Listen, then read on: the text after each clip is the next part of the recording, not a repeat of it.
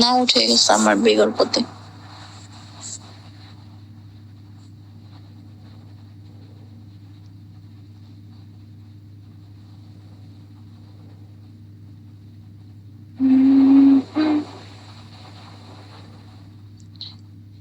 Look at me, আমি leave নিছিলাম।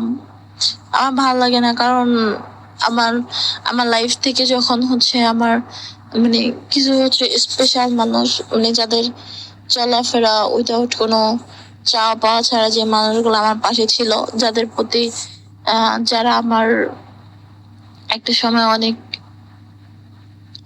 মানে পাশে ছিল, সে মানুষগুলো আমার জীবন থেকে যখন চলে গেছে, তখন থেকে না মানে কেমন জানি হচ্ছে এই অ্যাপসটা আমার কাছে খুব বোরিং লাগতো।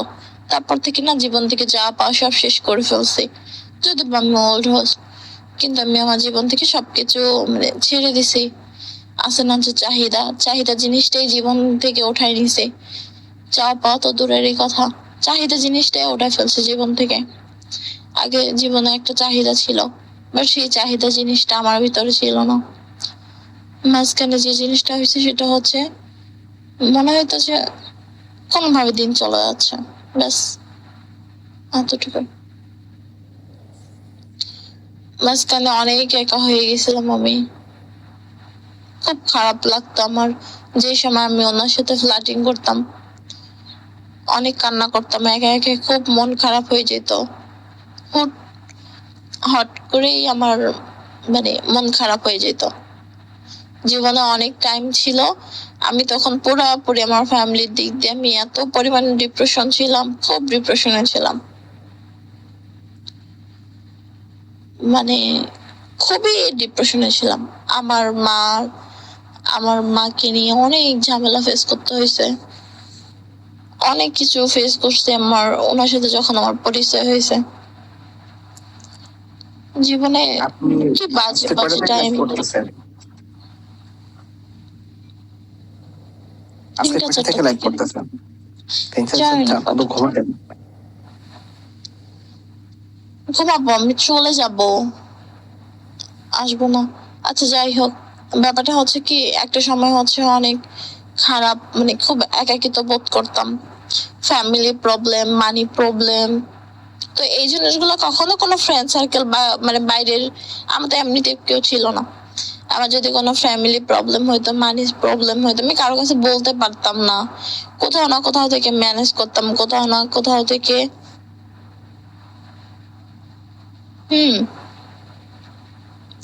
তো এইসব আমার সব ম্যানেজ করতে হতো।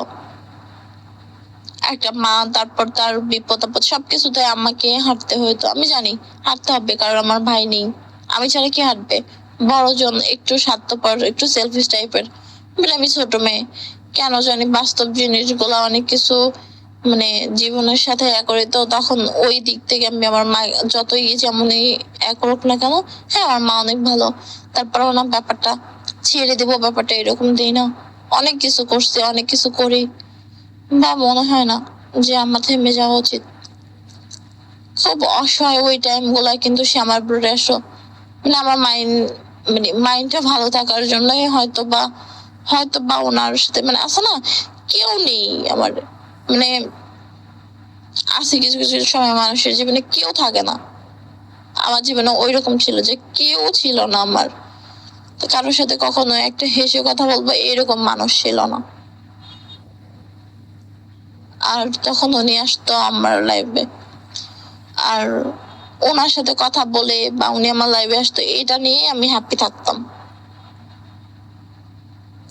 কোনো চাপা আছে না যে উনি আমাকে মারবে, ভাই এক বিন্দু পরিমাণ চাপা পাওয়া ছিল না। উনি যে আসতো, আমি যে সামটাইম একটু মন ভালো থাকতো, গান টান শুনতাম, হাসাহাসি করতাম, ব্যাস এভাবেই কেটে যাইতো।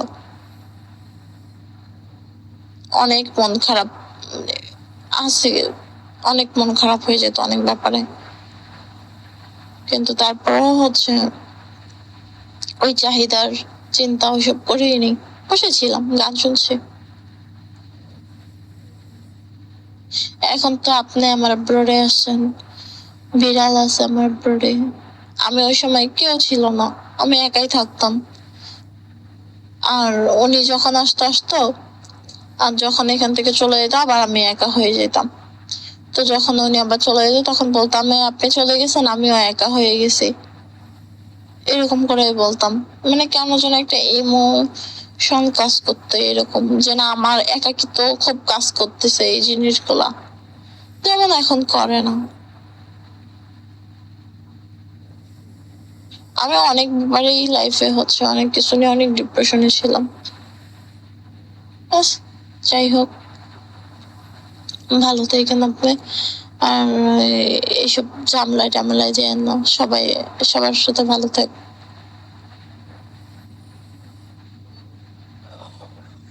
ওকে, সমস্যা নাই, বের হব।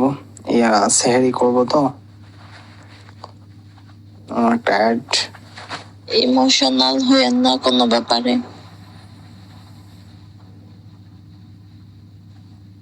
আপনি কষ্ট পান না, যাকে ভালোবাসেন তার জন্য। যেহেতু আমার লাইফটা নিয়ে সমস্যা হচ্ছে, তোকে আমার লাইফে আসেন না, বা আমিও আপনার সাথে কখনো কথা বলবো না।